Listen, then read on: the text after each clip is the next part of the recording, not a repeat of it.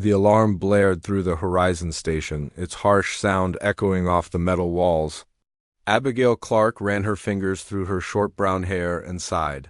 Another system failure. The third one this week. What is it this time? She asked, not looking up from her tablet as her assistant, Kyle Peters, entered the small engineering office. Air recyclers in Section 4, Kyle said. Oxygen levels dropping. Abigail grabbed her tool belt and followed Kyle through the curved hallway of the station. The Horizon wasn't big enough for its crew of 28 scientists and support staff. After 3 years orbiting Kepler 442b, the station was showing its age. They passed the mess hall where a few off-duty crew members sat drinking the last of their synthetic coffee substitute. No one had tasted real coffee in over 2 years. It was a small hardship compared to the growing list of equipment failures when they reached Section 4. Abigail pulled open the access panel and frowned at what she saw. The main filter was completely burned out, and the backup had failed to activate. Hand me the bypass cable, she said to Kyle. As she worked, Director Daniel Weiss appeared in the doorway. How bad is it? Daniel asked. His face looked tired. At 52. He was the oldest person on the station and responsible for everyone on board. Abigail connected the last wire and closed the panel. The warning lights changed from red to yellow. I've rerouted through the tertiary system, but it's a temporary fix. We're running out of spare parts, Daniel. My office. 1 hour, he said before walking away. When Abigail entered the director's office later, she found Daniel sitting with Ryan Murphy, the communications officer. Ryan was young, only 26, but he was the best they had at maintaining their fragile connection to Earth. Show her, Daniel said. Ryan turned his tablet around. On the screen was a list of critical systems and their status. More than half were highlighted in red or yellow. Life support, power distribution, water recycling, Abigail read aloud. These are all essential systems? And they're all failing, Daniel said. We've been patching and fixing for months, but we're at the end of what we can do with the supplies we have. Abigail sat down heavily in the chair across from him. What are our options? We've been discussing that, Ryan said. We could power down non-essential sections of the station, put some of the crew in cryosleep to reduce the load on life support. That buys us maybe 6 months, Abigail said. Then what? Daniel leaned forward. We send a message to Earth. Request emergency repairs and supplies. The room fell silent. They all knew what that meant. Earth was 16 light months away. Even if they sent a message today, it would take 8 months to reach Earth, and any help would take another 8 months to reach them. We'd be asking them to send help that wouldn't arrive for at least 16 months, Abigail said. 17 likely, Ryan added. Processing time on Earth, loading supplies. It's still better than the alternative, Daniel said. If we wait until we're in a true emergency, it will be too late. Abigail nodded slowly. I'll put together a detailed list of what we need. 3 days later, the entire crew gathered in the main hall. Daniel stood at the front, with Abigail and Ryan beside him. As you all know, our station is facing significant maintenance challenges, Daniel began.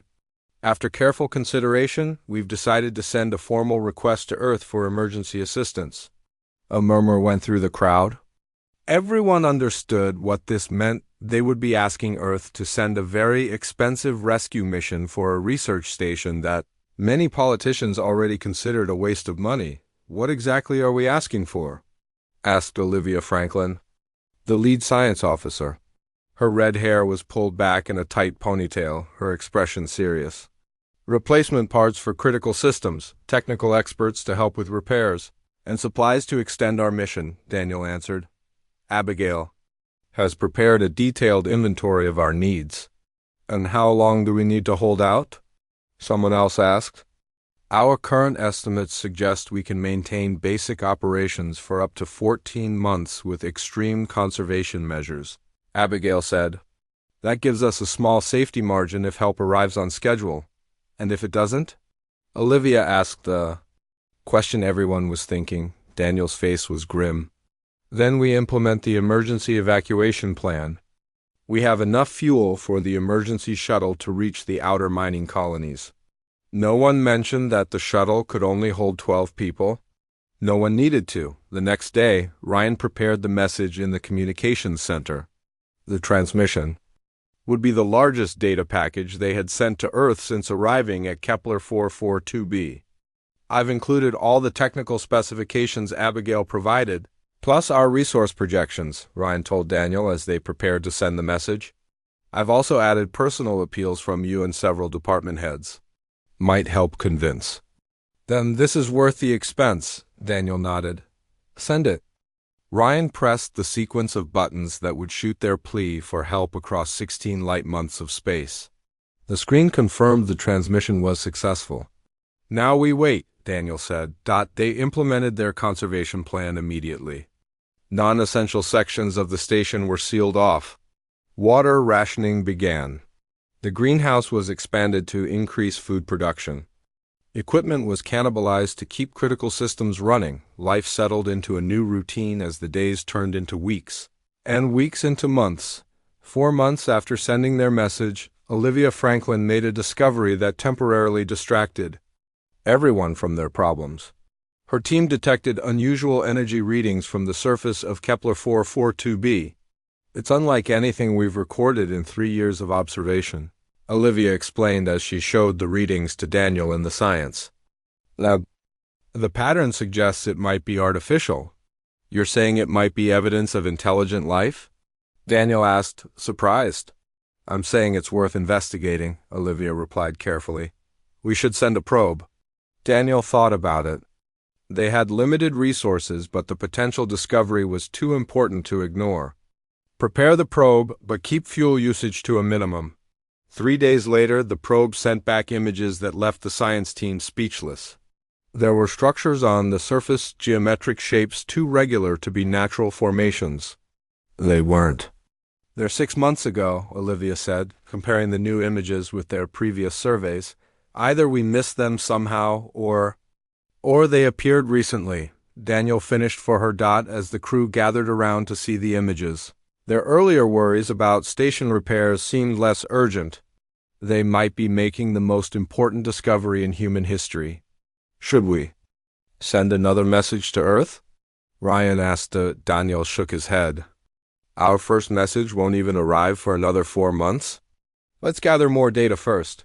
We need to be certain before we make any claims about alien structures. Abigail, who had been quiet during the excitement, finally spoke up. Either way, we still need those repairs. If there really is something down there, we need this station operational more than ever. They all agreed.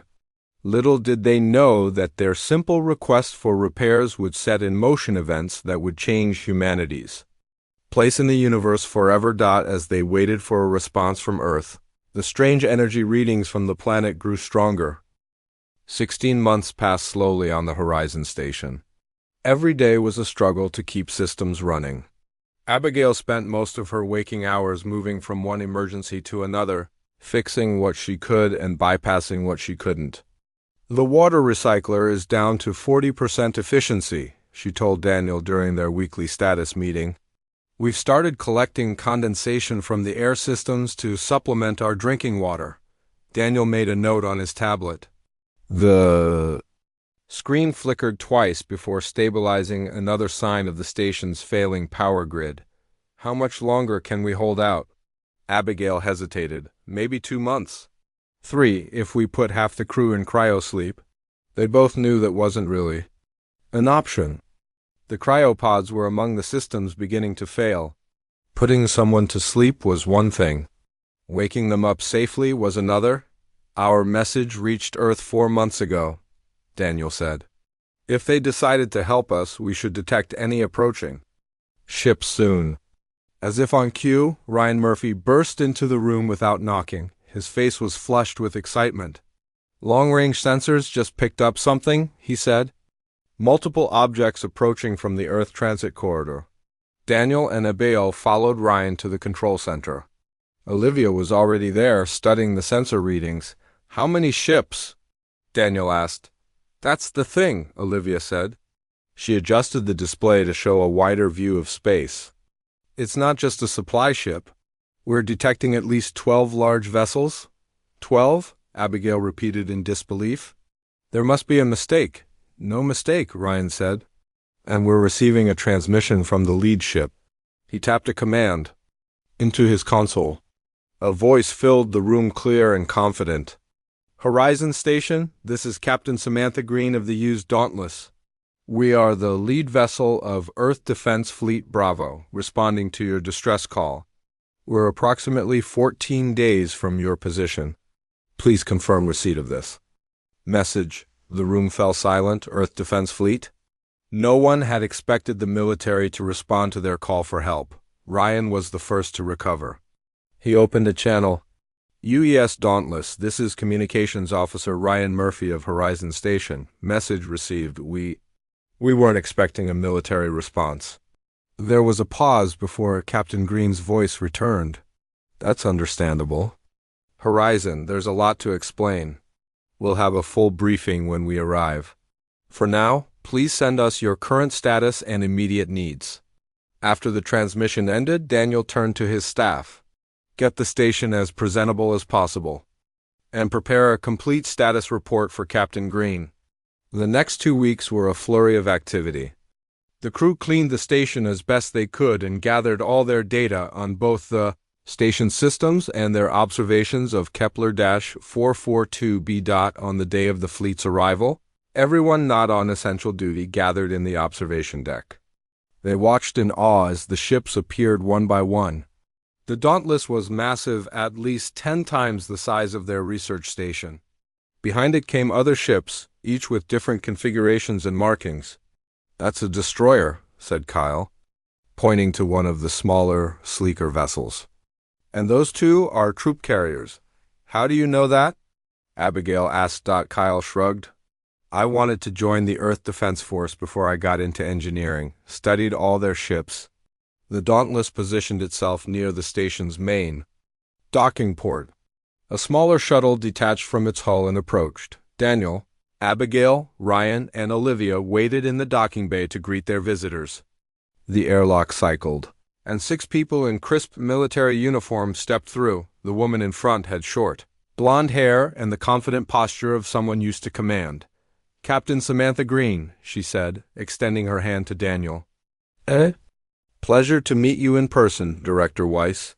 Daniel shook her hand. Thank you for coming, Captain.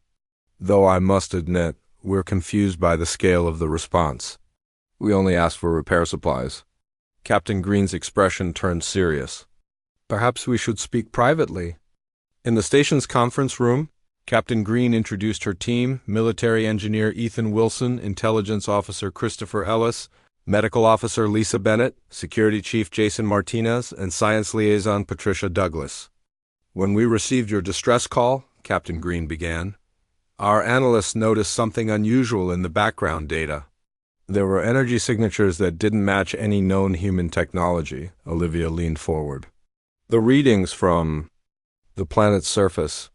We detected them a few months after sending our message. Christopher Ellis nodded. Those readings match patterns we've been tracking in other systems. We believe they indicate the presence of a non-human intelligence. Aliens? Ryan said, the word barely above a whisper. We believe so, Captain Green confirmed. That's why Earth sent us with more than just repair parts. We've brought station upgrades, defensive systems, and a security force. Abigail's mind was spinning, so our simple request for help accelerated Earth's first contact protocols, Captain Green finished for her. We've suspected for years that we weren't alone in the galaxy. Your station may have found the proof. Over the next week, the military team transformed the horizon. Engineer Ethan Wilson worked with Abigail to install new power cores, enhanced life support systems, and reinforced hull plating. The station's old communications array was replaced with a quantum entanglement system that allowed instant communication with Earth. This technology wasn't even in development when we left Earth, Abigail said as she helped install the new system. Ethan smiled. A lot has changed in 3 years. Earth's technology programs accelerated once the possibility of alien contact became more likely. The military brought supplies to real food to supplement their greenhouse crops, medical equipment, and to everyone's delight, actual coffee. "I'd forgotten what this tastes like," Daniel said during a meeting with Captain Green. He savored the rich flavor before setting his cup down. "But I still don't understand why Earth is treating this as a military situation. We've seen no signs of hostility from whatever is on the planet. Not yet," Captain Green said. "But first contact situations are unpredictable. Earth wants to be prepared for any outcome." As they spoke, Olivia and Patricia were in the science lab, combining their data on the planet. "The structures are growing," Olivia said, showing Patricia the comparison of images taken over several months. "And they're organized in patterns that suggest a communication network of some kind." Patricia studied the images. "We should inform Captain Green immediately." That evening, as the station's day cycled dim to night, Abigail stood in the newly reinforced observation deck, looking out at the fleet of ships protecting them. Engineer Ethan joined her. "It's impressive, isn't it?" he said. "Terrifying," Abigail replied. 3 weeks ago, we were just scientists worried about our air recyclers. Now we're at the center of humanity's first alien encounter. With the best protection Earth can provide," Ethan assured her. Abigail wasn't so sure that was comforting. As she looked past the ships toward the planet below, she wondered what might be looking back at them. In the communication center, Ryan received an alert. A signal was coming from the planet's surface directed specifically at the station. The signal contained a simple message in perfect English: "We would like to talk." Ryan stared at the message on his screen. "We would like to talk." 5 simple words that changed everything. His hands trembled as he pressed the station-wide alert button. Within minutes, the conference room filled with people. Daniel and Captain Green sat at the head of the table. Olivia and Patricia huddled over a tablet showing the signal data. Christopher Ellis, the intelligence officer, paced along the back wall. The message came directly from the largest structure. "On the planet's surface," Ryan explained. It was transmitted in perfect English. "How is that possible?" Abigail asked. "They can't know our language." "They might have been listening to our communications for years," Christopher said. "Learning from them," Captain Green's face was grim. "Or they might have been in our systems." She turned to Ryan. "Send no response yet. We need to be careful here." Olivia looked up from her tablet. "Captain, with all due respect, this is a first contact situation. We're scientists. This is what we came here for. And now you have the Earth Defense Fleet to ensure it goes well," Captain Green replied firmly. "We need time to prepare properly." Daniel cleared his throat. "What if we don't respond? Will they see it as hostile?" No one had an answer for that. After hours of debate, they drafted a simple reply. "We are humans from planet Earth. We are here for peaceful research. We would be happy to talk with you." Ryan sent the message, and they waited. The response came. Almost immediately. "We are the Veridon. We wish to meet with the original human inhabitants of the station." "Not the new arrivals," the room erupted in confused chatter. "They can tell us apart?" Jason Martinez, the security chief, asked. "They've been watching us," Christopher said. "They know the fleet is different from the research team." Captain Green slammed her hand on the table. "This could be a trap. They want to separate you from our protection." "Or they're scared," Daniel suggested. "You brought warships to their doorstep. Maybe they feel threatened." After more heated discussion, they reached a compromise. Daniel, Olivia, and Ryan would meet with the Veridon representatives. They would go to a neutral location, one of the station's shuttles, positioned halfway between the horizon and the planet's surface. Captain Green insisted on having Security Chief Martinez join them, but he would remain in the background. Preparations took 3 days. The shuttle was equipped with recording devices and emergency beacons. Olivia prepared information about Earth to share with the aliens. Ryan studied the Veridon messages, looking for clues about their communication style. The day of the meeting arrived. Daniel, Olivia, Ryan, and Jason boarded the shuttle. Abigail hugged each of them before they left. "Be careful," she said. "And remember to check the oxygen levels every 30 minutes. I just fixed those regulators." They smiled at her engineer's concern. Even at a moment like this, the shuttle detached from the station and began its descent. Through the viewport, they watched as a small craft rose from the planet's surface. It was sleek and silver, with no visible engines or windows. "Beautiful," Olivia whispered. The two vessels met at the arranged coordinates. A soft thump indicated they had successfully docked. Ryan checked the atmospheric readings. "Air pressure is matching. They're creating an environment we can breathe." The inner door of the airlock slid open. Standing there were two beings unlike anything they had imagined. They were tall and slender, with silvery blue skin that seemed to shimmer. They had 4 arms and large, dark eyes that took up most of their oval faces. They wore no clothes, but their skin appeared to change texture and color in different areas of their bodies. "I am the observer," the first being said. Its mouth didn't move, but they all heard the words clearly in their minds. "This is my assistant, the recorder." Daniel stepped forward. "I am Daniel Weiss, director of the Horizon Research Station. This is Olivia Franklin, our lead scientist, and Ryan Murphy, our communications officer." He deliberately didn't introduce Jason, who stood at the back of the shuttle, hand near his weapon. The observer's large eyes blinked slowly. "We have been studying you for 847 of your days. You are the first non-Veridan life forms we have encountered." "We didn't know you were here," Olivia said. "We thought the planet was uninhabited." "We live beneath the surface," the observer explained. "We emerged only when we detected your distress signal to your homeworld. We were ... curious." "And concerned," added the recorder, its mental voice slightly higher pitched. "Your message brought warships," Daniel nodded. "We only asked for repairs. Our people sent protection because they detected your presence and were unsure of your intentions." The observer's skin rippled in what might have been the Veridan equivalent of a sigh. "And now we are unsure of yours. You bring weapons to a peaceful system. We bring defense," Ryan said. "We don't know what's out here." The conversation continued for hours. The Veridan explained that they had been on Kepler 442b for thousands of years, living in vast underground cities. They were scientists too, studying the unique properties of the planet's core. "Why did you wait so long to contact us?" Olivia asked. "We observed before engaging," the observer said. "It is our way. We would have waited longer, but your reinforcements changed the situation."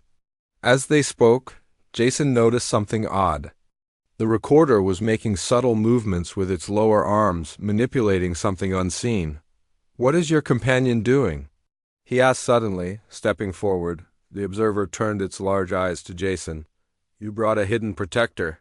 "We brought a hidden scanner. It seems we both have trust issues." Daniel felt the tension rise.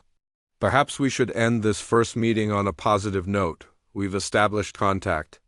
We've learned we're both peaceful species interested in science." "That's a good start." The observer seemed to consider this. "Agreed, but we must address the warships in orbit around our world. They make us ... uncomfortable." "I understand," Daniel said. "I'll discuss it with Captain Green." As they prepared to separate the vessels, the observer had one last message. "We are not the only ones watching, Daniel Weiss. There are others in this region of space who have noticed your arrival. Not all are as peaceful as the Veridan." With that cryptic warning, the aliens returned to their ship and detached. During the ride back to the station, no one spoke much. Each was lost in their own thoughts about what had just happened and what the observer's final warning might mean. When they docked with the Horizon, Captain Green and her officers were waiting. So was Abigail, her face anxious until she saw them all emerge safely. "Well?" Captain Green asked. "What are they like?" Daniel looked at his team, then back at the captain. "They're scientists, like us. They're cautious. And they're afraid not just of us, but of something else out there." That night, as the station's systems hummed with their new, powerful upgrades, a sensor alert woke everyone from sleep. Something large was approaching from the outer system. the Veridan's warning had come just in time. The alarm pierced through the station as everyone rushed to their stations. Captain Green stood in the control center, her face lit by the glow of the main screen. It showed a cluster of objects moving toward them from the edge of the system. "How many?" she asked. 7 vessels, Ryan replied, his fingers flying over his console, bigger than ours, moving fast. Daniel and Olivia joined them, still pulling on their uniforms after being woken by the alarm. "Are they Veridan?" Daniel asked. Christopher Ellis shook his head. "Different design entirely. And the Veridan only showed us one ship." Captain Green turned to her communications officer. "Send a message to Earth. Let them know we have potential first contact with a second alien species. The quantum communicator is ready," Ryan said. "We can speak to Earth in real time now." This was one of the upgrades. The fleet had brought instant communication across the vast distance between Kepler 442b and Earth. No more 16-month delays. While Earth was being updated, a new signal came in, not from the approaching ships, but from the planet below. "It's the Veridan," Ryan announced. "They're requesting to speak with us immediately." Minutes later, the observer's image appeared on the main screen. Its silvery skin looked paler than before. "They are the Corvan," the observer said without. "Greeting. They are dangerous. You must hide." "Hide?" Captain Green stepped forward. "We have 12 warships and a fortified station. Why would we hide?" The observer's large eyes blinked rapidly. "You do not understand. The Corvan consume technology and resources. They assimilate what they find useful and destroy the rest. Your ships are nothing to them." Daniel stepped closer to the screen. "You knew they were coming. That's why you warned us yesterday." "We detected their approach 3 days ago," the observer admitted. "We hoped they would pass through the system without stopping." "But your ships and the energy signatures from your weapons have attracted their attention." Captain Green's expression hardened. "So our presence put you in danger. Is that why you finally contacted us? You need our help?" The observer was silent for a moment.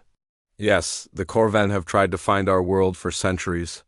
We have always hidden successfully, but your arrival has made that impossible." After the transmission ended, Captain Green called an emergency meeting with her officers and the station's leadership team. "We have 2 options," she said.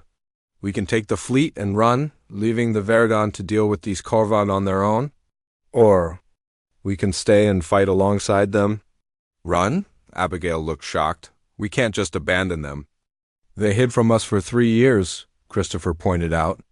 "They only reached out when they needed something. Can we trust them?" "Trust or not, we're talking about facing an unknown alien force with superior numbers and technology, security." Chief Martinez said, "That's suicide." The debate continued until engineer Ethan Wilson cleared his throat. "There might be a third option. The Veridan have been hiding successfully for centuries. Maybe they can teach us how." All eyes turned to him. "The upgrades we installed on the station," he continued. "They include experimental cloaking technology.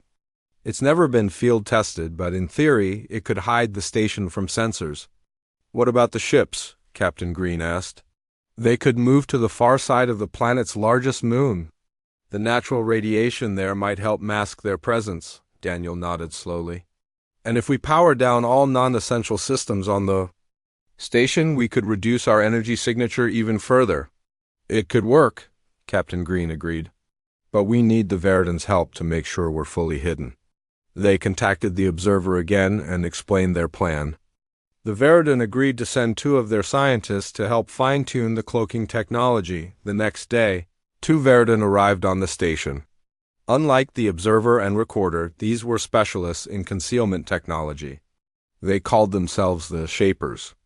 Their skin changed colors more dramatically, sometimes becoming nearly transparent. One of the Shapers worked with Abigail and Ethan to modify the cloaking system. The other helped Olivia understand the Corvan better. "They were once like us?" The Shaper explained as its skin shifted to a deep blue color. "Scientists and explorers. But they found ancient technology they didn't understand. It changed them. Now they exist only to collect more technology, more knowledge. What do they want with the Veridon? Olivia asked. The Shaper's skin darkened further. We possess something they desire greatly, something our ancestors left for us. What is it? We cannot tell you, not yet. But if the Corvan obtain it, they will become even more powerful. Many worlds would suffer. As they worked, Christopher Ellis began to notice inconsistencies in the Veridon story. He reviewed the station's sensor logs from the past year and made a disturbing discovery. Captain Director, you need to see this, he said, calling them. To his office, he showed them the data on his screen. These are recordings of the station's system failures over the past year. Look at the pattern. Daniel studied the information.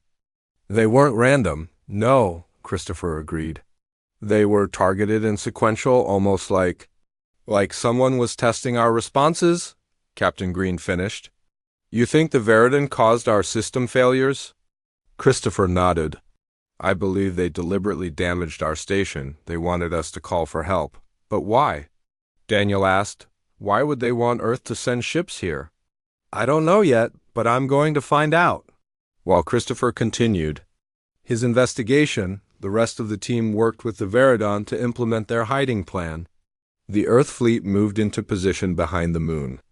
The station's cloaking system was activated, bending light and other electromagnetic radiation around them. Just in time. The Corvan ships entered the inner system, their massive hulls gleaming like burnished metal in the light of Kepler 442b's sun. From the observation deck, they looked like predatory fish, sleek and dangerous. Are we hidden? Abigail whispered, though the Corvan were far too distant to hear. The Shaper beside her rippled its skin. For now, but they will search thoroughly.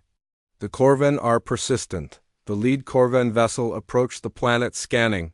For several tense hours, the ship moved in a grid pattern, searching. Then, to everyone's relief, it rejoined the others.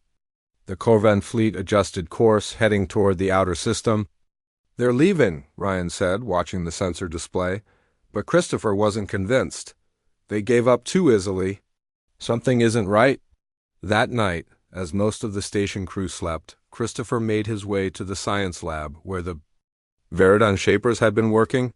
He bypassed the security lock and slipped inside. What he found confirmed his suspicions. On a Veridon device left running, he saw a continuous signal being transmitted not to their world below, but directly to the departing Corvan fleet. The Veridon were communicating with the enemy. But why? As Christopher downloaded the transmission? Data, he heard the door slide open behind him. He turned to find one of the Shapers standing there, its skin now a deep, angry red. You should not be here, human, it said, its mental voice cold in Christopher's mind. Behind the Shaper stood Daniel, his face pale with shock. He had come to the same conclusions as Christopher and had also decided to investigate. What have you done? Daniel asked the Shaper. Why are you contacting the Corvan? The Shaper's form seemed to grow larger, because survival sometimes requires difficult choices. Suddenly, the station's alarms began to blare again. On the monitors, they could see the Corvan fleet had turned around. They were coming back, and they were heading straight for the hidden station.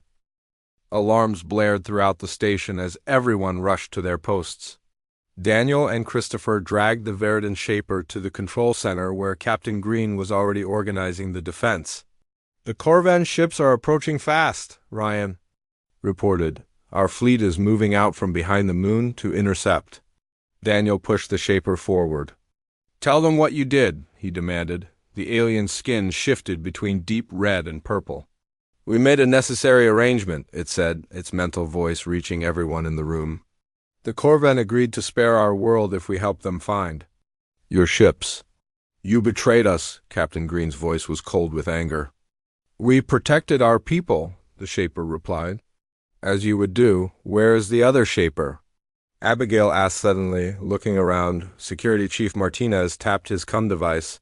Security team to engineering. Find the other Veridon immediately.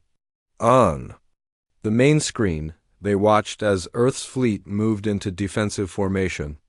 12 ships against 7 Corvan vessels, good numbers, but the alien ships were much larger. Open a channel to the Corvan, Captain Green ordered. Ryan tried, but shook his head. They're not responding. The first shots were fired moments later.